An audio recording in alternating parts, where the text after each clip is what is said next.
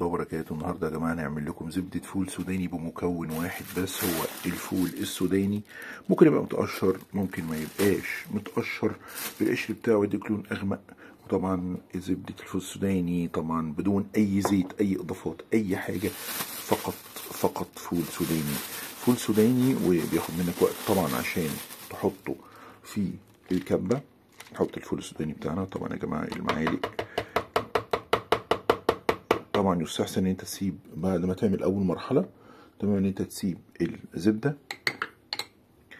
جزء من الزبده علشان يبقى كريمي وما ياخدش وقت وهو بيطحن، لان الاول وهو بيطحن بياخد وقت كبير شويه. تطحن وتهدي كبه شويه عشان ما يتحرقش منك، لان هو بياخد وقت قبل ما يبقى بودر، وبعد البودر بيبقى في حاله صلبه شويه، بودره ناعمه قوي. بتضطر انت تكبس علشان الطرد المركزي في الشفره بتاعه الكبه بيخليه يلزق في الجناب. الطرد المركزي، معلش انا مهندس شويه الكبه بتضرب بيبقى فيه الفول السوداني ده بيبقى بودره، بعد البودره دي بيبقى حاله شبه سائله، فيستحسن تضيف فول سوداني كل شويه وتكبس عشان حوالين الشفرات بيبقى فيه فراغ فبيطرد على الجنبين، فبيفوت على الفاضي وممكن الكبه تتحرق منك. وطبعا تهديها شويه عشان الموتور ما يسخنش منك. فطبعا لما توصل للموضوع كريمي، عشان كده في ناس بتحط زيت، احنا ما بنحط الزيت عشان هيلسي الحاجه بتبقى هيلسي صحيه، ما بتبقاش فيها زيوت او سكر او عسل او كل الكلام ده عشان يصل للحاله السائله بسرعه. طبعا احنا مش عايزين كده، احنا بنعمل حاجه صحيه، دهون صحيه بتفيدك في الرجيم. زبده الفول السوداني في الرجيم، وطبعا حلو جدا للاطفال. فتحط زيت ليه وتحط عسل وكلام كتير قوي عن العسل الايام دي، ان مفيش عسل اصلا كويس. فيعني نحرص بقى، يعني انت بتشرب سكر، طب ما سكر بسكر بقى، يعني ما تزعلش مني، ما ايه اللي هيجبرني انا على القصص دي. وتجيب بقى طبعا برطمان فاضي وتحط فيه الحاجه، وما شاء الله يعني بتجيب كيلو بيطلع معاك كيلو. انت بقى في زبده الفول السوداني بتحط عليها عسل وزيت والكلام ده، الكيلو بتاعك بيبقى كيلوي بس بيبقى وحش جدا. والحاجات المصنعه بيحطوا فيها مواد حافظه، في حين ان هو ماده حافظه اصلا. يعني هو لما بيعمل بيبقى كريمي، بيطلع زيوت منه خفيفه طبعا. وطبعا انت استهلاكك على طول، فمش محتاج ان انت تخزن فترات كبيره، ان انت عرفت سر الصنعه خلاص. نقفل اللوك عشان الدنيا تظبط معانا. اقفل اللوك وربك يسترها وما نعكش. قفلنا اللوك طبعا. نعمل استحمل الصوت. بص ده اللي بقول لك عليه، الطرد المركزي.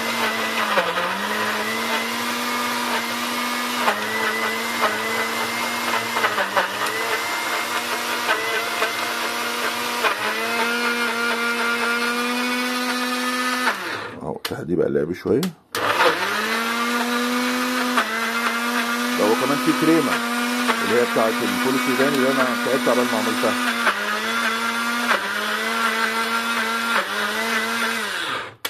هنا طبعا تبتدي بقى تفتح،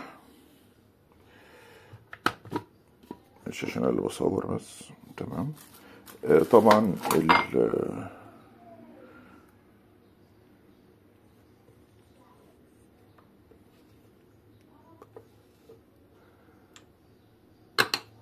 تبتدي بقى تضغط وتجيب الجناب طبعا بمعلقه، ما يكونش فيها بقى فول سوداني ولا حاجه، عشان ايه تظبط معاك. وممكن تضيف برضو فول سوداني تاني، يعني انت على مرتين تلاتة تلاقي الكيلو اتظبط معاك، وتلاقي الدنيا ظبطت معاك. حلو. هي اهم حاجه بس ان انت تبعد عن موضوع الطرد المركزي ده، عشان الحاجه عندك ينفع تتظبط. بسم الله. انا عايز اوريك بس لما توصل للكريمي.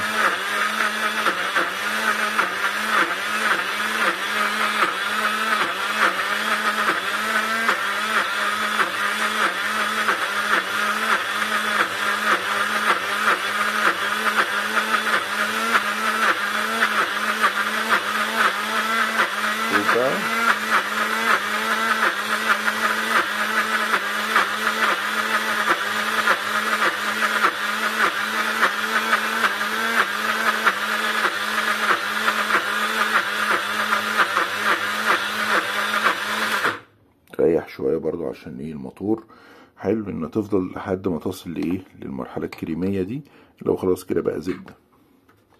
انا بحب بصراحه اعمله بقشره عشان لونه يبقى غامق، بحب الالوان غامقه بصراحه، وبرضه ايه عشان بحس فيه ان هو بيدي ايه طعم اكتر في التيستي. بس في ناس ما بتحبش القشر طبعا، بس احب اقول لك يعني كل حاجه ربنا خلقها حلوه طالما بتفيد الانسان.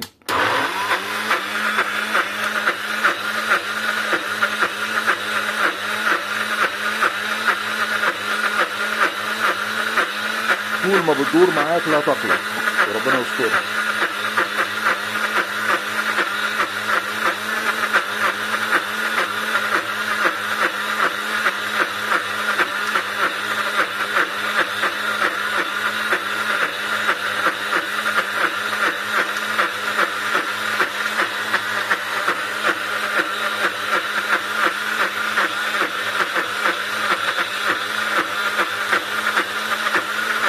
شوف الشفرة ابتدت تبان اهي.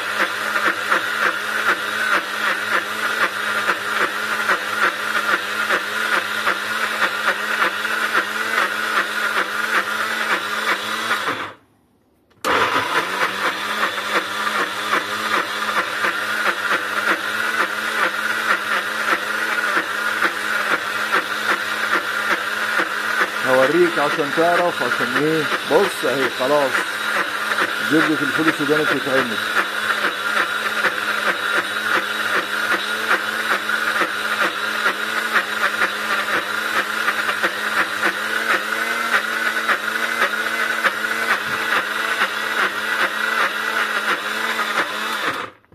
طبعا نهدي شويه طبعا. بص يعني ايه زبده الفول السوداني هتبتدي ايه تطحن جامد طبعا. ايه عشان نحافظ على الموتور نهدى عليه شويه نخفف عنه.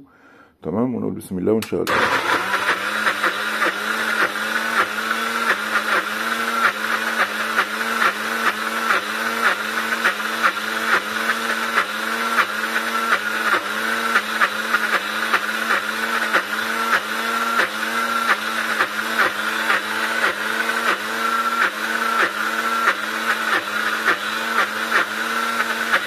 بص الزبده بتتشكل اهي. برضه انا حاولت ان انا يعني ايه ما هديش الموتور شويه عشان ايه تشوف.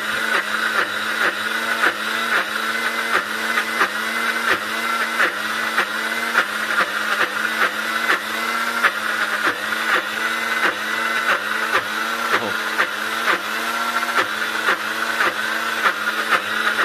معلش بقى الدنيا مدربكه احنا الصبح بقى سامحونا. انا قلت كل ما اعمل حاجه اوريها لكم على اساس الدنيا تظبط يعني. صح يا مصر.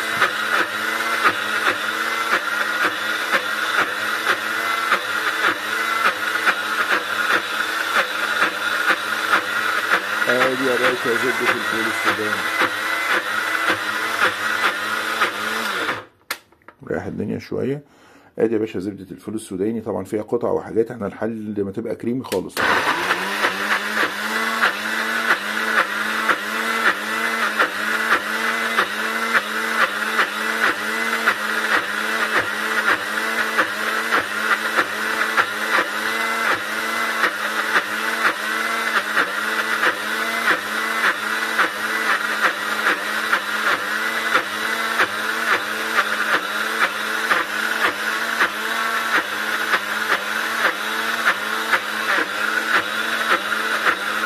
بص يا باشا ادي يا باشا ايه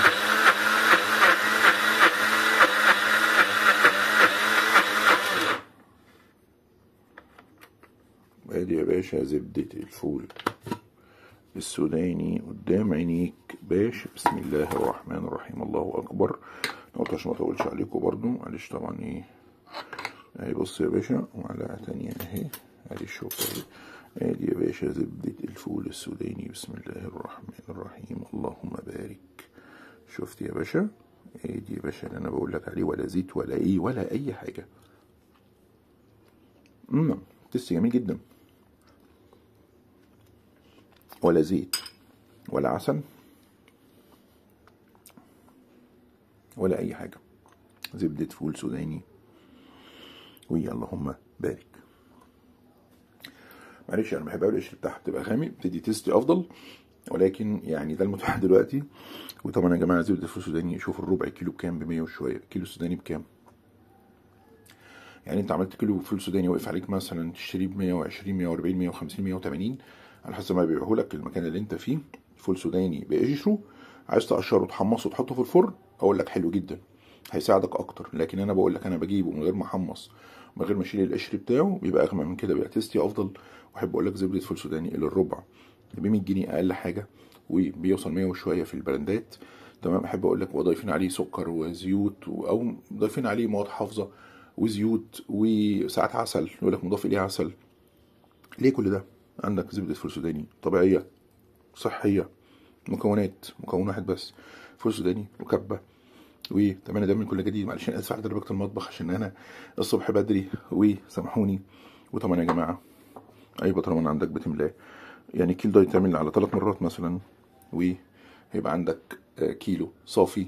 وشوف سعره كام، وهيفيدك في رجيم، في تست للاولاد، في حاجه صحيه هيلسي، دهون صحيه. ادعمنا باشتراك وبلايك، وطالما وصلت لهنا لا تنسى الاشتراك في القناه، لا تنسى تفعيل زر الجرس.